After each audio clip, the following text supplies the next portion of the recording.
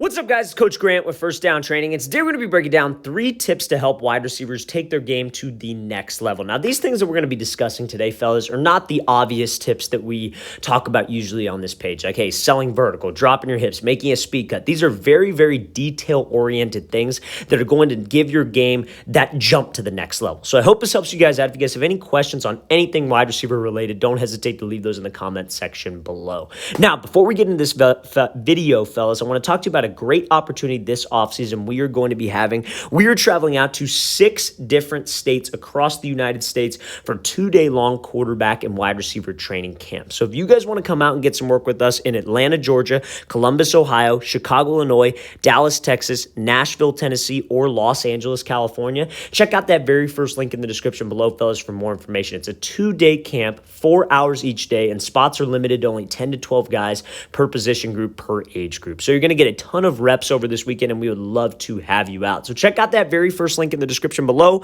Let's get started with this video. So first things first, the first tip is you want to learn how to bring your hip with the cut. So what do I mean by that, right? So what I mean by that is when anytime that you guys are making cuts off the line, to be explosive, to move the DB off the line, you have to attach your hip to your foot. So when I go off the line of scrimmage and you see this receiver, this is Lawrence Cager here with the Jets. When he's stepping and he's trying to move this DB, he is stepping very, very wide outside of his frame. Now, a lot of people will say, oh, he's stepping too wide. That's outside of his frame. He's not going to have any burst out of this break. But he does, right? You see when he comes off this release, he has a ton of burst. He's able to explode and accelerate back to the inside. So how is he able to do that? And he's attaching his hip to his foot, aka throwing your hip into the break. So this gives you more balance and more explosion with the breaks, off the line at least. So when we step outside of DB's frame, you don't want to just step and leave your body square. Number one, also, it will help you sell the route. Because again, a DB in press, what is he supposed to be looking at? Where are his eyes? His eyes are watching the hips, right? The hips won't lie. That's what a lot of DB coaches teach. It's what a lot of DBs say. And that's not necessarily incorrect. But when we're thinking about selling a route, I actually have to move my upper body if I want to get this guy to move. So when I throw any kind of cut that steps outside the frame, any kind of inside move, I want to make sure my hip is attached to the foot. I am throwing the hip because that will help me sell the route. But not only, when you bring your upper body, all of a sudden this cut isn't outside of your frame. All it is it's outside of the DB's frame, threatening him vertical, which is going to get him to move. But now I have some balance, I have some explosion, and I can actually push off of the cut to create some drive and go. So that's not bad. That step, again, might be a little bit too wide.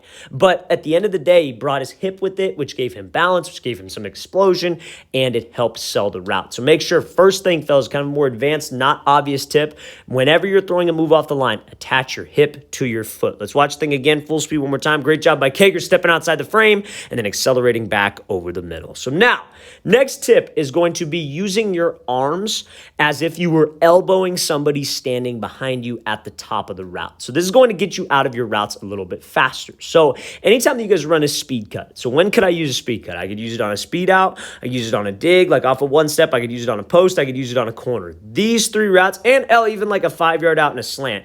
This is for used for all of those situations. So we're looking at this dig route here from Sterling Shepard. So he breaks to the inside, bam, one cut, and you see how tight he's able to make this cut. A lot of wide receivers, maybe they struggle with making the cut in stride, but a lot of wide receivers who have a lot of speed and they're able to cut on a dime, they understand the principle of selling vertical, they struggle making tight cuts. They'll make a cut like this and they'll have a ton of speed going into it, and then they will drift up a couple yards. And when you drift, that gives a DB more time to react, gives a safety more time to crash down, or you might drift into another route and screw up spacing on the play. So we have to make tight cuts, but at the end of the day, I still have to sell fade. So how we control that energy is the arm opposite of the cut leg. You want to treat it like this elbow. You need to elbow somebody standing behind you. So that's what Sterling Shepard does right here. So he cuts and see how he rips the arm. See how, look at that left arm, how he rips it across. When you rip this thing back, like you have to elbow somebody behind you and you're ripping this right arm across, that helps you flip your hips and flip your shoulders and get your body turned down the angle of the break a little bit faster. So like same idea if he was running like a post here, right? If he was running a post and he broke off of this cut, he would elbow more to 45 45 and rip this arm more to 45. But the main goal is those arms. Like if you have good pad level and this cut is explosive, it's inside your frame, it's got good mechanics with the feet, I'm pushing off of the cut like he is, the arms bail you out. When your arms stop or when your arms go dead, you're pretty much running routes with 50% of your body. You're just running with your legs, and that's going to make you slow. So we have to make sure that when I make that cut, I'm creating explosion, I'm focused on selling fade, but to get out of the break, I need to drive off the cut leg, but I am ripping that elbow around. I'm trying to elbow somebody behind me to get my hips down that tight 90 so that DB does not have time to react to it. So that is the second tip. Make sure at the top of the route, fellas, we are using our arms as if we were trying to elbow somebody standing directly behind me. Let's watch the thing again, full speed one more time. Great job taking the inside release, breaking this thing off, and using those arms to get him flat across the field. Okay, so now, last tip, and this is something that maybe we have talked about before, but I think not a lot of wide receivers understand this principle, and that is my goal, is to get you guys to understand this principle of longer developing plays, okay? And when to use these moves. So Jerry Jeudy's running a whip route right here. Or this might be a slant out, actually, excuse me. So he's coming off, does a little slide release, breaks this thing off. Yeah, it's more of like a slant out or a blaze out, as some people like to call it. So the number one reaction anytime that I post this clip or anytime that this clip pops up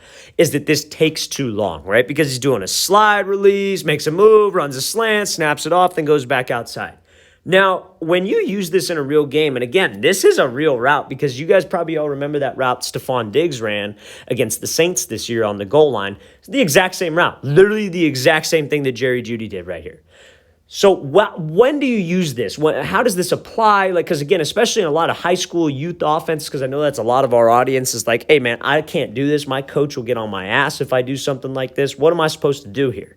When you guys do a move like this, you have to know the situation with the quarterback. So right now it's one-on-ones, t-shirt and shorts. One-on-ones can be very unrealistic for quarterbacks, but as a quarterback, even if you're watching this, like you got to make it realistic.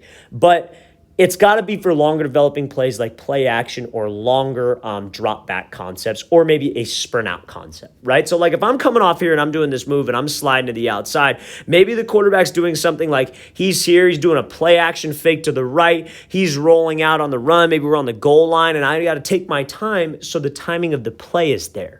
A lot of wide receivers, they get out of this too fast. If they had to run this slant out, they would give like a wide step outside, go to the slant, break it right back out right now. And the problem with that is that quarterback's not ready for you to be there yet. And when you're slowing down, having to wait for the quarterback, the DB has time to recover. So we have to understand when to use longer developing routes. Understand the whole play concept, not just your route. So many wide receivers do not get that. They just think, okay, I have a slant out, I'm going to go run it. No, you have to know the whole play concept. If you don't know the whole play concept, you're not going to be able to structure your routes accordingly, and you're not going to be able to use the more fancier quote-unquote types of releases. So this slide release that he uses on this slant out, know the situation. He's either a last read, like we got a slant out and the quarterback's maybe looking like dig, and then we got deep post or something like that. Whatever the concept may be, I don't know if that's a real concept or not.